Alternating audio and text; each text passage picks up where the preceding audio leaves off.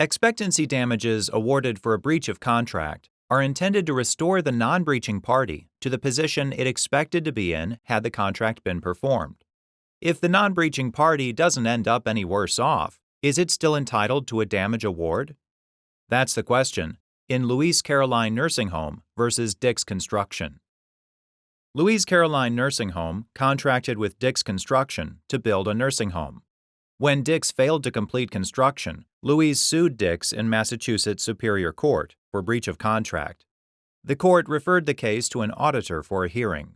The auditor found that Dix had breached the contract, but that Louise hadn't suffered any compensable damages, because the cost Louise had paid another contractor to finish the project was within the contract price, less what had already been paid to Dix. Louise filed objections to the auditor's report and a motion, requesting the trial court send the case back to the auditor for corrections.